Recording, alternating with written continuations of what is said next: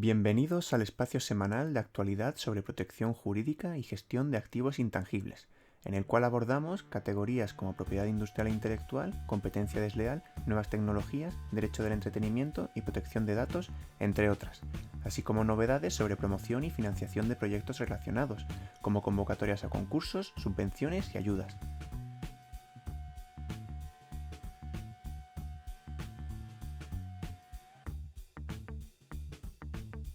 Esta semana la Comisión Europea emitía una nota de prensa en la que ponía en conocimiento la imposición de una sanción a Valve y a 5 importantes publishers de videojuegos por acordar restricciones en la comercialización de las licencias de videojuegos dentro del espacio económico europeo mediante la introducción de sistemas de geobloqueo dentro de determinados países.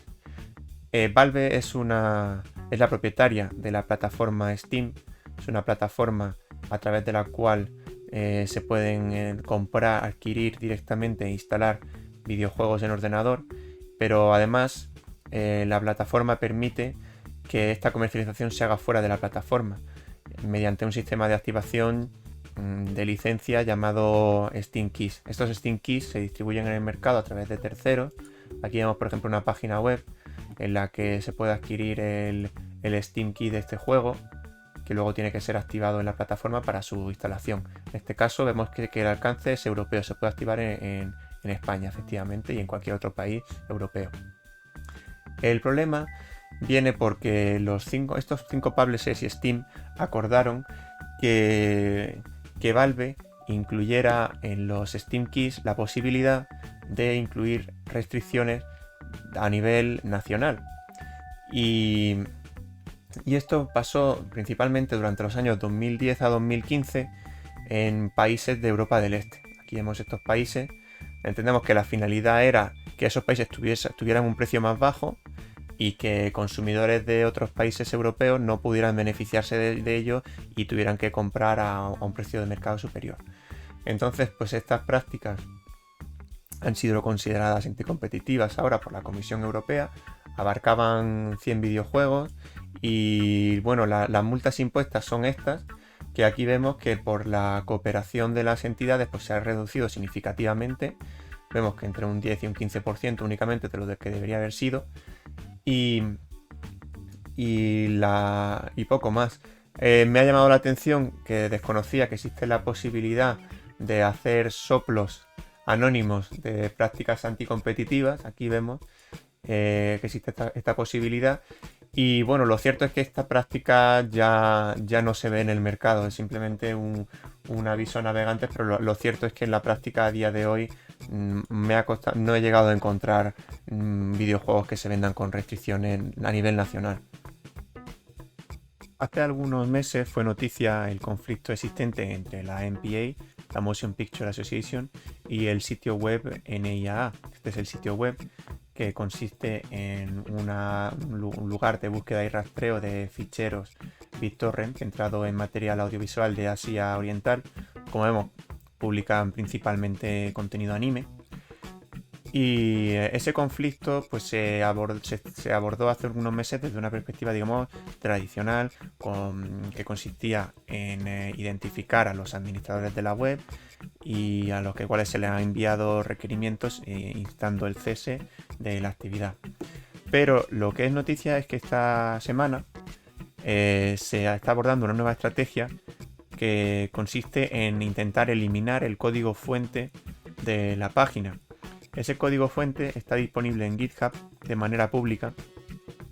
Entonces la idea es evitar que esté disponible públicamente para que terceros no clonen la página web en el hipotético caso de que consiga tumbarse.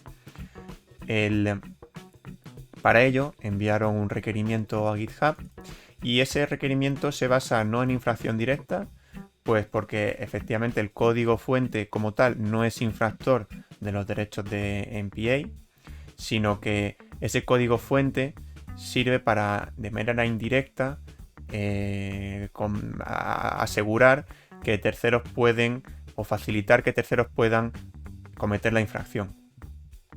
Entonces, lo importante en este caso es la posición que ha tenido GitHub al respecto.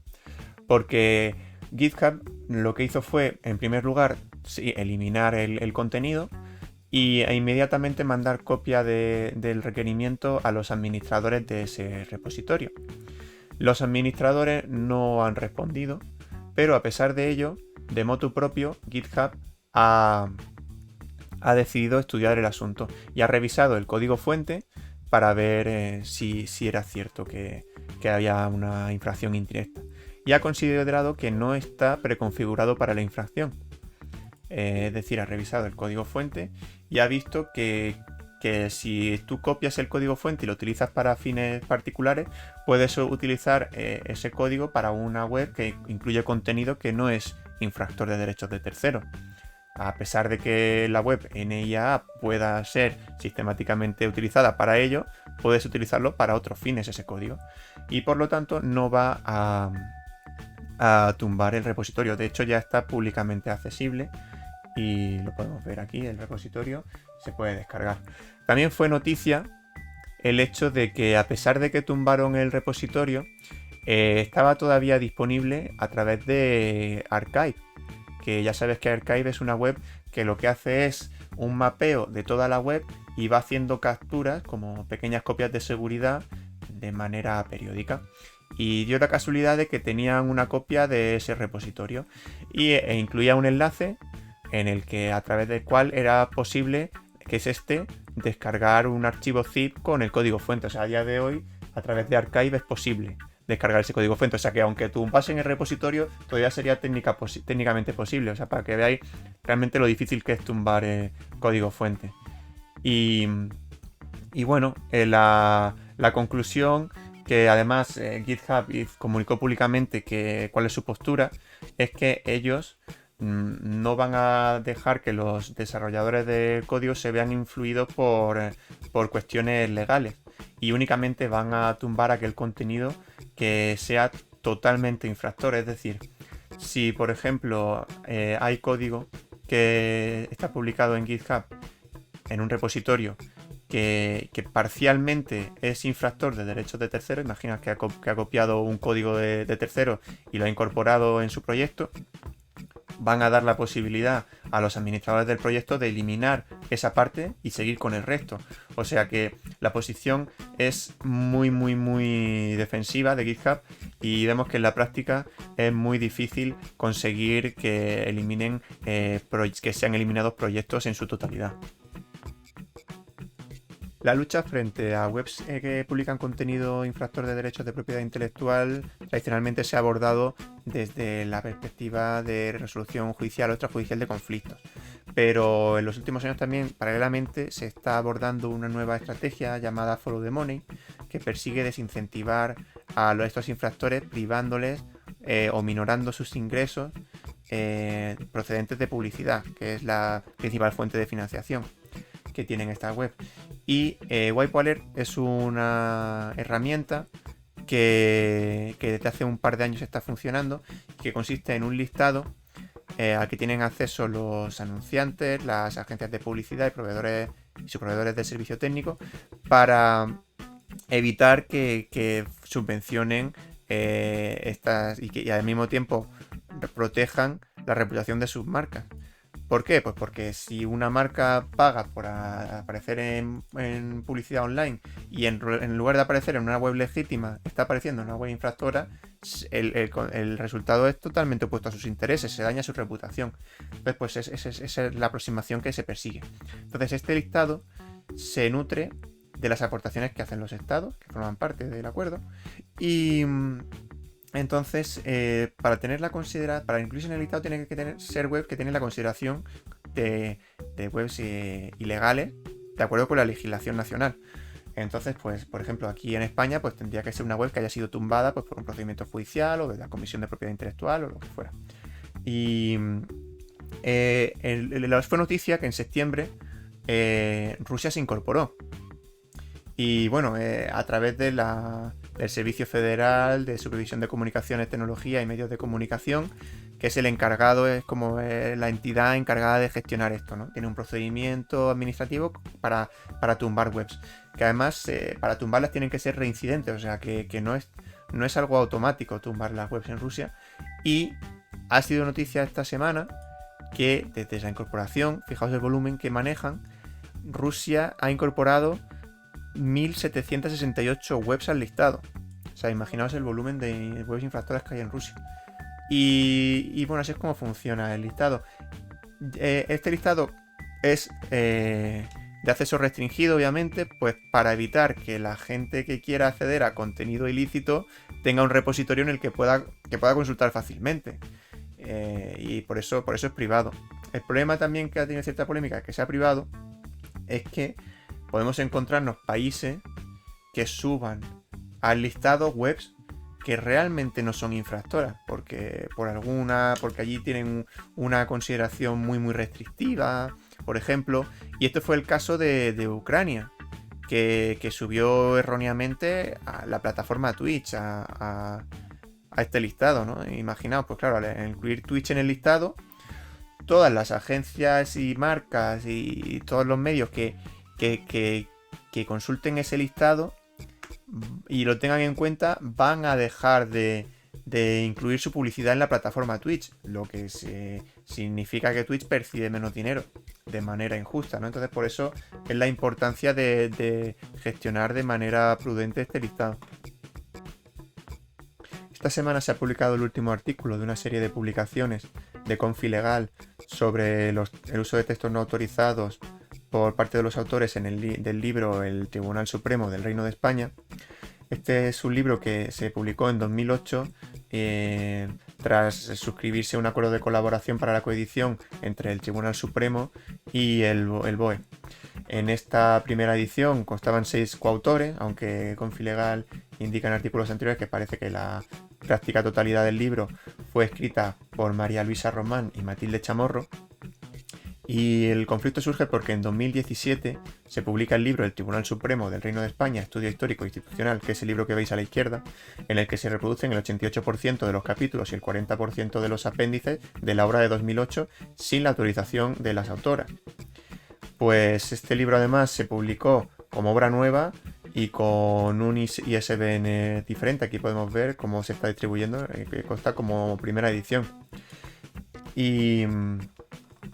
Y a raíz de este conflicto, pues en Confilegal se han publicado artículos en los que las autoras muestran su disconformidad, cuentan cómo se desarrolló el trabajo y todo eso. Y además Confilegal envió un cuestionario con 15 preguntas sobre el caso a las partes implicadas.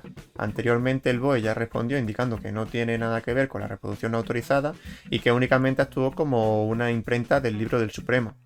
Esta semana en el artículo se publica la versión del Supremo respondiendo al cuestionario, en el que indican que los derechos de autor de la nueva edición corresponden a la agencia del Boletín Oficial del Estado, que fue quien designó al director del proyecto, responsable de coordinación, asumió los costes de impresión, encuadernación, difusión y fijación del precio de venta también. Y bueno, en el artículo además se incluye que ahí en la reivindicación del copyright del libro, tanto el Tribunal Supremo como la Agencia Estatal del Boletín del Estado son los que aparecen, y que bueno, pero sin embargo cuando vemos la respuesta de ambas instituciones, por el momento echan balones fuera y quedan muchos interrogantes por resolver. Veremos cómo acaba este asunto, si es que finalmente llega a materializarse en un conflicto ante tribunales. Se ha publicado el listado de mercados notorios de piratería, que como todos los años publica la Oficina del Representante de Comercio de los Estados Unidos. Son 10 años ya desde que se publica. En este artículo hacen un repaso a los orígenes y comentan que en un principio el alcance del informe era mucho más limitado e incluía únicamente aquellos mercados que estaban casi exclusivamente relacionados con la piratería, como puede ser de Pirate Bay, por ejemplo, pero que a día de hoy ha ido ampliando su alcance y podemos encontrar, por ejemplo, agentes registradores o plataformas de redes sociales, plataformas de e-commerce, por ejemplo. Es muy llamativo el caso de Amazon. Y hacen una reflexión final de por qué empresas como Amazon están incluidas, y dicen que quizás sea que uno de los principales motivos de la inclusión en este listado es que se basa en el número de reclamaciones iniciadas por los titulares de derechos de propiedad industrial e intelectual, y que quizás si se basase en criterios como por ejemplo el número de incidencias resueltas, pues puede que empresas como Amazon no estuvieran incluidas, ¿no? Una apreciación subjetiva que parece bastante razonable. Este es el informe, tiene una extensión de 51 páginas. Aquí podéis ver los mercados incluidos online. Y bueno, si pincháis, pues os lleva a los motivos por los que están incluidos, cifras, etcétera. Es muy llamativo los mercados físicos. Ya os digo que España no está, podemos presumir de ello. Y es muy interesante porque no te indica el país, sino te indica el mercado, la plaza concreta, la zona geográfica del país donde se comercia producto pirata. Y la verdad es que es muy interesante pues saber cuáles son los lugares del mundo con más influencia en cuanto a comercio de productos pirata. Muy interesante. Este es un asunto divertido y más bien anecdótico sobre la solicitud de patente estadounidense de Facebook del año 2009, que consiste en un sistema para la emisión de vídeo en tiempo real y su relación con comentarios que iban publicándose en tiempo real en la plataforma. En la solicitud de patente, para ilustrar esto, pues aparece esta imagen, y en la imagen, como podéis ver en la parte derecha, pues se incluyen comentarios y con nombres de perfiles. Podéis pensar, oye, ¿serán ficticios? Pues no, son reales. Y ha sido ahora, esta semana, a raíz de la publicación de la concesión de la patente, cuando se ha publicado en redes sociales la noticia, ¿no? Para hacerse eco de ello. Y en la noticia, pues como no podía ser de otra manera, pues aparece la imagen. Y al aparecer la imagen en redes sociales, pues las personas cuyos nombres están ahí, pues han empezado a quejar. Y a decir, oye, acabo de enterarme de que está ahí mi nombre sin mi autorización. Y bueno, que aparece hasta Obama. Obama también se aparece ahí citado. Y otro que cosas que no voy a reproducir, que se lo toma también bastante mal. Si os fijáis, son perfiles verificados, o sea, que ha tenido repercusión, personas conocidas y tal, se ha creado polémica a partir de este tema. Y podéis pensar, bueno, pues será que, o sea, a partir de los términos y condiciones de Facebook, puede ser que sea un uso permitido y tal. Pero es que lo gracioso del tema es que no todo lo que se ha publicado, no todo lo que se incluye en la ilustración es de Facebook. Hay comentarios que son de Twitter. No entiendo muy bien el porqué, pero así ha sido. Y aquí vemos uno que se sacó de Twitter. Y bueno, en el artículo se preguntan, oye, ¿y qué pasa con los rights of publicity? Que son el equivalente anglosajón a lo que aquí es el derecho a la propia imagen. Que allí lo contemplan desde una vertiente más bien como un derecho patrimonial. Y bueno, no se responde a esta pregunta, se deja ahí en el aire, pero bueno, tampoco tiene el asunto tanta entidad como para entrar a analizarlo. Pero era simplemente por mostrar la polémica tan absurda que se ha creado por hacer una cosa que es rizar el rizo, que no entiendo muy bien por qué se ha hecho así, pero bueno, que ahí queda. Según los datos del Ministerio de Industria, Comercio y Turismo, se ha producido un gran aumento en el número de solicitudes de patentes nacionales y modelos de utilidad. Concretamente, en 2020 se solicitaron un total de 1.479 patentes, casi un 8,9% más que en 2019. Asimismo, se solicitaron 3.409 solicitudes de modelos de utilidad y, por tanto, un 24,6% más que en 2019. Muchas de las solicitudes están asociadas al sistema sanitario y a la lucha contra la pandemia, y en general se ha producido un impulso de la innovación y el I+D en el ámbito de la salud y biosanitario. Por otro lado, en cuanto a las marcas, nos indican los datos oficiales que se ha producido un conjunto de solicitudes que es algo mayor al del año anterior, y un total con una solicitud total de 51.103 marcas nacionales y 12.265 nombres comerciales.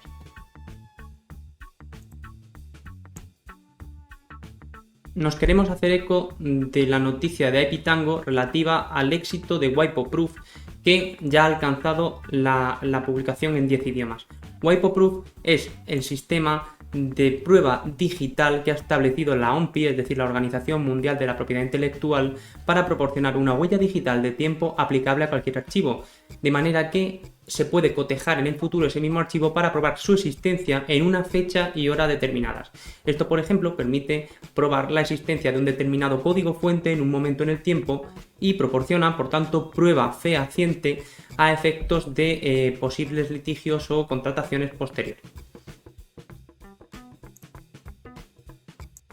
La WIPO ha lanzado esta semana un nuevo formulario para la solicitud de marcas pensado para pequeñas y medianas empresas y particulares, que destaca por su sencillez y sobre todo porque incluye un asistente virtual, digamos un chatbot, que te asiste durante el procedimiento de solicitud. Aquí veis cómo funciona, un vídeo de previa, que la verdad es que este vídeo te resume en 5 minutos si no tienes conocimiento de marcas, el alcance de protección, cómo se hacen las búsquedas, qué son las marcas, como tipos de marcas, tal. Es muy práctico para aquellos que no tengan conocimiento, y esto está obviamente enfocado a gente sin ningún tipo de conocimiento, porque si tenemos en cuenta los 3 tipos de formularios que hay actualmente, vemos que el avanzado, que es para casos complejos, el de 5 pasos, que es para casos no tan complejos, pero los dos están enfocados a expertos en propiedad industrial e intelectual, y es este nuevo formulario que pretende facilitar la vida a aquellos que no tienen conocimiento, ni siquiera un conocimiento básico. Entonces, pues para aquellos que no sepan, totalmente recomendable. Si sois expertos, pues no os va a cambiar la vida. El martes 19 de enero, la compañía estadounidense The Boring Company de Elon Musk fue demandada por infracción marcaria por una pequeña empresa en Nevada con el mismo nombre. Y pues bueno, el demandante alega que lleva usando la marca en comercio desde 2008 y que además es titular de una marca estatal de Nevada. Ya sabéis que en Estados Unidos existen marcas de alcance estatal y marcas de alcance federal. Un aspecto importante es que la compañía de Elon Musk contactó en el año 2017, en mayo, a través de Facebook con esta compañía, por lo que tenía conocimiento de su existencia. Lo que es determinante, porque si de existir infracción, esa infracción sería intencionada. Esto es importante sobre todo para la cuantificación de los eventuales daños y perjuicios que pudieran considerarse. Y en contrapartida, el hecho de que desde mayo de 2017 no se hayan ejercitado acciones va en detrimento de los intereses del demandante, puesto que puede ser considerado un retraso desleal en el ejercicio de acciones. A este respecto, la propia demanda ya indica que en su momento fueron informados y creyeron que el alcance de la actividad que llevaría a cabo esta compañía no iría más allá de un túnel de prueba, pero efectivamente lo que vemos es que en la realidad esta compañía ha llevado a cabo proyectos de construcción de túneles que muy importantes, como el que se está llevando a cabo en Las Vegas, y recientemente ha sido noticia que se está planteando también la construcción de un túnel en Miami. O sea que es un caso muy interesante que veremos cómo evoluciona. El Comité Europeo de Protección de Datos elabora la Guía 1-2021 y la publica en la semana pasada. Actualmente se encuentra en la fase de alegaciones, de manera que se pueden presentar comunicaciones para completarla, y esta guía resulta muy útil a aquellos que tengan que realizar notificaciones a autoridades de control en relación con brechas de seguridad en las que se hayan filtrado datos de carácter personal, o bueno, se puedan haber visto afectados datos de carácter personal. Principalmente recoge una serie de ejemplos prácticos de todo tipo, implicando si corresponde o no notificarlo a la autoridad de control, o simplemente un registro hacerlo constar en un registro interno, y en su caso si corresponde comunicárselo a las personas físicas interesadas, y además lo realiza de una manera muy visual, con gráficos que permiten pues tener muy claro de qué trata el caso, cuál es el sumario y cuáles son las consecuencias, como vemos por ejemplo en este cuadro del primer caso ejemplificativo. En el ámbito de la protección de datos de carácter personal, debemos destacar el nuevo Pacto Digital para la Protección de las Personas, impulsado por la Agencia Española de Protección de Datos, y que tiene visos de convertirse en una de las actividades de concienciación e impulso de la protección de la privacidad más importantes de este año. Continuando con la protección de datos de carácter personal, Business Insider nos trae la noticia de que Europa ha impuesto 159 millones de euros en multas por vulneraciones del Reglamento General de Protección de Datos en 2020, lo cual supone una tendencia al alza de las sanciones por incumplimiento de la normativa de protección de datos y, en general, el incumplimiento de la normativa de protección de la privacidad de las personas. Hay que destacar que las agencias europeas de control en general tienden a ser bastante activas, siendo la Agencia Española de Protección de Datos una de las más activas, con mayor número de procedimientos sancionadores, si bien en general tienden a imponer sanciones de carácter menor. Lo cierto es que últimamente se están produciendo sanciones de un carácter mayor, y así, por ejemplo, esta misma noticia destaca el supuesto de la sanción de la Agencia Española de Protección de Datos a CaixaBank y a BBVA, que en total supone dos multas por un total de 11 millones de euros. Y asimismo se destaca que está creciendo las sanciones de este tipo por los incumplimientos de mayor gravedad o de mayor calado por número de interesados afectados en su derecho a la privacidad.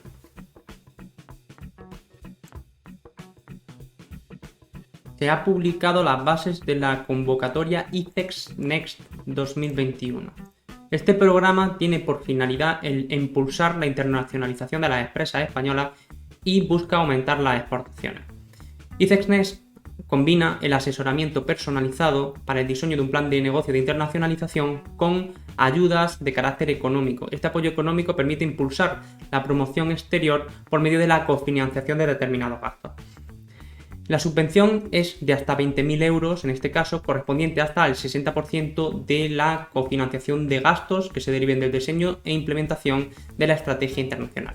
Para ser beneficiario hace falta ser pyme, tener un producto o servicio que pueda ser comercializable internacionalmente y contar con una marca propia, y finalmente contar ya con una facturación superior a 100.000 euros, salvo en el caso de startups de base tecnológica que por su naturaleza especialmente ágil, siempre y cuando sean de reciente creación y tengan un producto o servicio ya comercializado, podrán beneficiarse de este programa. El Tribunal Superior de Justicia de Cataluña, el Consejo de la Abogacía Catalana y el Ilustre Colegio de Abogados de Barcelona han presentado la Guía de Buenas Prácticas para la presentación de escritos y actuaciones judiciales.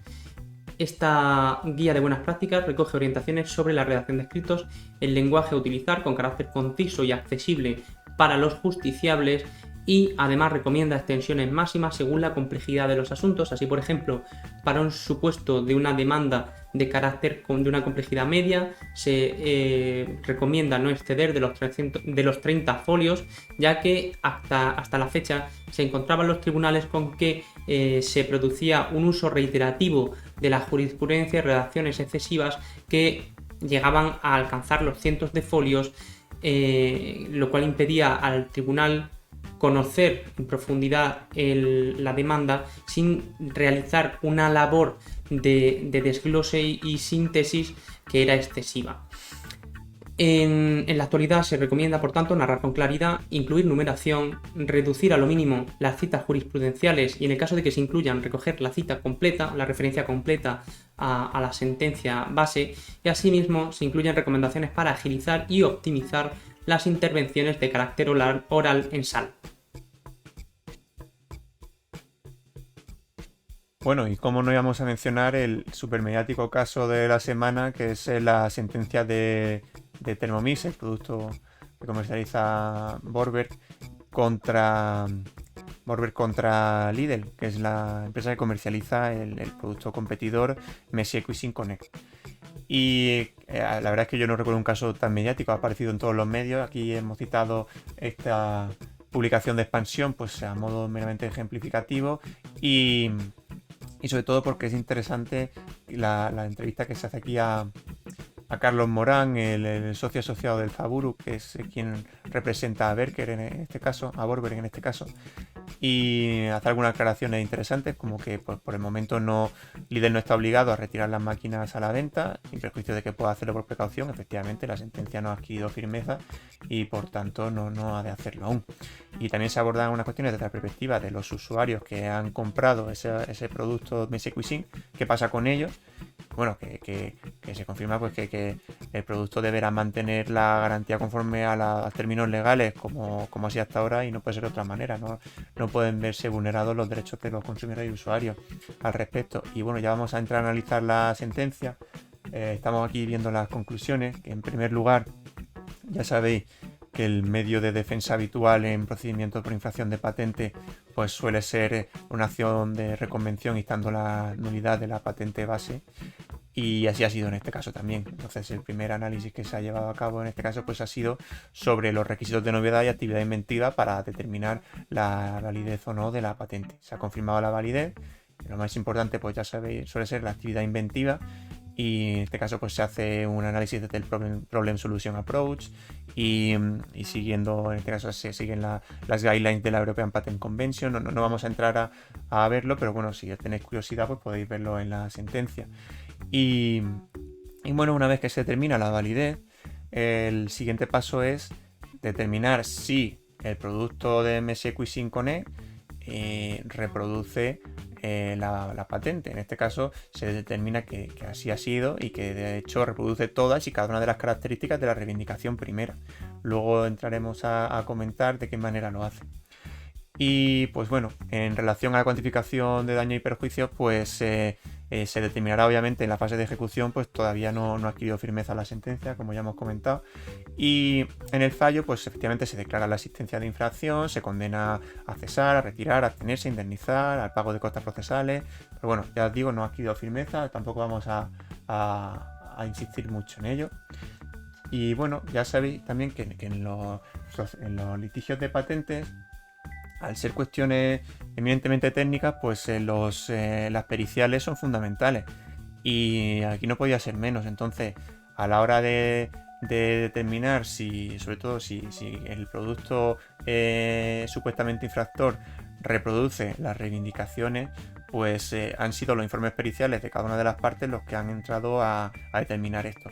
En este caso, pues en el párrafo 128 reproduzco un extracto de una declaración de un perito de la parte actora, que yo creo que sintetiza muy bien y es bastante claro en su descripción de por qué se reproducen las características de la reivindicación primera en la máquina MSQuisin.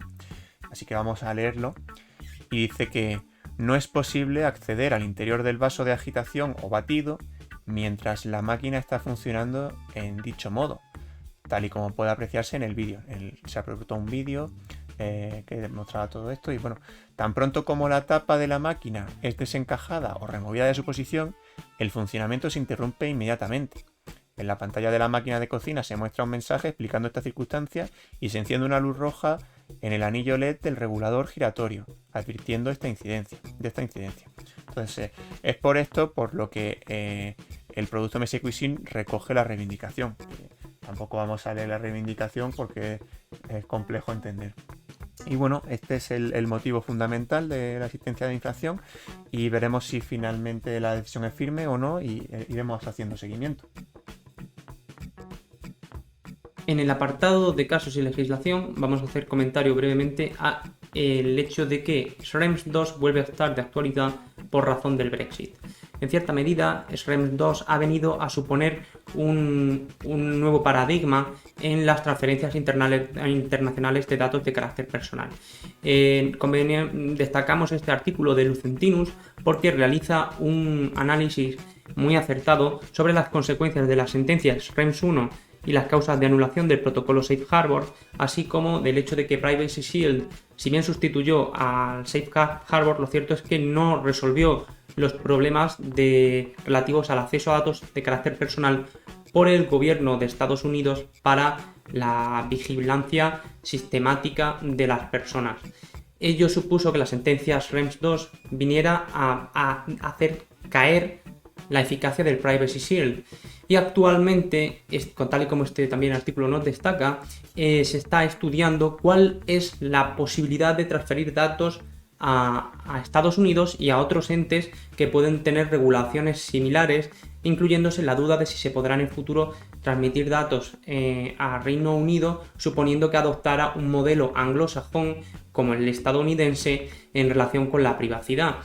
Concretamente, se estudia así las cláusulas contractuales tipo y las Binding Corporate Rules, es decir, las normas corporativas vinculantes, permiten o no las transferencias internacionales de datos en estos supuestos. Y lo cierto es que actualmente ya se está estudiando esta materia ante el Tribunal Supremo irlandés en relación con el supuesto de Facebook Irlanda y su envío de datos personales a su empresa matriz en Estados Unidos. Ha salido esta semana la sentencia del Tribunal General sobre el caso Halloumi contra BBQ LM Halloumi, esta marca que veis aquí en el centro, es una solicitud de marca de la Unión Europea figurativa. Y la marca base Halloumi es una marca de la Unión Europea, una marca colectiva, que es titularidad de una asociación para la defensa del queso tradicional de Chipre. Y es que lo curioso del caso es que Halloumi es una indicación de tipo de queso. Halloumi es un queso de chipriota que además se caracteriza porque sirve para cocinar. Se puede freír, se puede... es excelente para asados y parrillas y porque la cuestión es que no pierde su composición estructural. O sea, se dora por los bordes pero sigue manteniendo su estructura y claro, eso hace que sea un queso muy reconocible. Y claro, pues si la marca consiste en una designación de una categoría de producto, pues obviamente eso afecta al carácter distintivo de la marca y en consecuencia al juicio de riesgo de confusión, que finalmente se ha determinado que no existe riesgo de confusión, porque Loumi, la coincidencia en Loumi en la parte final, pero bueno, lo importante en esta sentencia considero pues que es la influencia del carácter distintivo, que de hecho aquí se indica pues que los consumidores no asociarán la marca a otra cosa que no sea el queso Halloumi, habida cuenta de que la marca remite a un nombre genérico de este tipo de queso, más que al origen comercial de los productos que designa, efectivamente. Y bueno, esto es así porque se está basando la acción en una marca anterior, es decir, de hecho marcario, que aquí no entramos a considerar cuestiones como puede ser la evocación y sobre todo se ve perjudicado por ese carácter genérico descriptivo, ¿no? Pero si lo abordamos desde el punto de vista de las indicaciones geográficas, pues vemos que la marca solicitada pues evoca clarísimamente a Chipre con ese fondo de un puerto que sería la típica estampa de Chipre, y luego también incluye algo que parece ser un queso, no sabemos, pero sí está como pasado a la parrilla y tal, y que es la característica esencial del queso Halloumi. Y bueno, obviamente que se incluye Loumi, total, todas esas circunstancias generan una clarísima conexión, que si la marca, si en vez de hablar de marca estuviésemos hablando de una indicación geográfica o de una denominación de origen protegida, pues cambiaría totalmente. Que por ejemplo tenemos el caso de hace un par de años de aquel queso que incluía la figura de Don Quijote y se entendió que aquello era una evocación al queso manchego, protegido por denominación de origen protegida, y que era una infracción pues clara, ¿no? Y aquí habría pasado igual, pero claro, el problema es que no está protegido como indicación geográfica. Y he estado revisando el porqué y es una cuestión que me ha llamado la atención, pero parece ser que es algo más bien político, porque no acaban de ponerse de acuerdo en torno a qué se considera queso Halloumi, o cuáles son las características que ha de comprender, que ha de tener ese queso para serlo. Por ejemplo, en un primer momento se dijo que ese queso tenía que tener al menos como mínimo un 51% de queso de cabra y o de oveja. Y algunos productores pues se quejaron porque entendían que pues eso era un coste elevado para ellos y tal. En fin, que no se ponen de acuerdo. Pero bueno, lo que sí que queda claro es que Halloumi pues está desde la perspectiva del derecho marcario pues es difícilmente defendible y que se encuentra en una posición muy delicada. Entonces pues es verdad que esta decisión es recurrible, veremos qué pasa, pero bueno, no solamente está este caso, sino que recientemente también perdieron un caso en Reino Unido y se le están cobrando muchas marcas, así que esperemos que aborden esa protección desde el punto de vista de las indicaciones geográficas. El Instituto de la Propiedad Intelectual de Luxemburgo realizó una conferencia el 27 de enero, una conferencia que trata sobre la jurisprudencia europea en materia de propiedad intelectual, y es un evento totalmente online y gratuito que dura desde las 9:15 hasta las 4:10 de la tarde, y no sé el idioma en el que será, pues hay algunos ponentes que son españoles y de otras nacionalidades que no son, digamos, luxemburgueses o franceses, por lo que entiendo que lo más probable es que sea en inglés. Este es un webinar que durará una hora, del miércoles 27 de 3 a 4 de la tarde, y trata sobre la preparación de due diligence de IP en relación con proyectos de innovación en el campo de la microbiota. La microbiota pues se refiere a los microorganismos que viven en cuerpos pluricelulares como puede ser dentro del cuerpo humano. y es un campo de nicho, sí, pero bueno, si te interesan los procesos de due diligence a nivel general puede ser interesante. Pues no solamente abarca validez de IP, de derechos de IP, sino que abarca otras cuestiones y es gratuito. La Asociación Profesional Española de Privacidad nos trae el curso Videovigilancia y Circuitos Cerrados de Televisión, en el que se pretende dar una visión general y práctica sobre la aplicación de la videovigilancia en distintos sectores y los circuitos cerrados de televisión. Y además, este curso de 4 semanas de duración y 50 horas pretende dotar de conocimientos sobre la aplicación de la normativa de protección de datos y demás normativa relacionada de privacidad o con impacto en la privacidad en el uso de estas tecnologías, incluso cuando tienen un carácter novedoso, como por ejemplo el uso del reconocimiento facial para garantizar o rechazar el acceso a instalaciones de seguridad o simplemente a un conjunto residencial en el que se establezcan este conjunto de medidas de seguridad. El 26 de enero, de 10 a 4 de la tarde, se producirá el Privacy Camp 2021 organizado por la European Digital Rights, asociación que tiene por objeto el promover el conocimiento sobre los derechos digitales en el ámbito de la Unión Europea y fomentar un uso más consciente y saludable de los mismos. Esta sesión tiene por objeto el impulsar o el dar lugar a conocer cómo impulsar infraestructuras que permitan realizar, por ejemplo, vigilancia en el ámbito de la salud o de la educación para mejorar las infraestructuras públicas sin por ello realizarse ningún tipo de menoscabo o limitación en el funcionamiento democrático y respetuoso con los derechos digitales de las personas.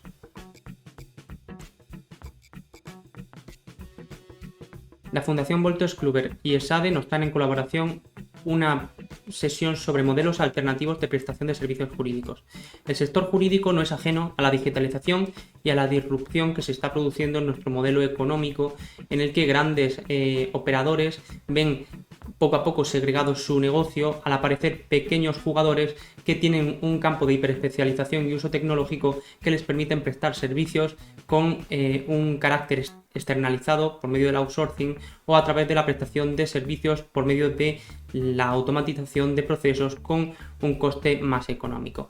Esta sesión que se va a llevar a cabo el 28 de enero entre las 9 y las 10:30 pretende presentar este movimiento Legal Tech relacionado con la prestación de servicios en una forma disruptiva para todos aquellos que estén interesados.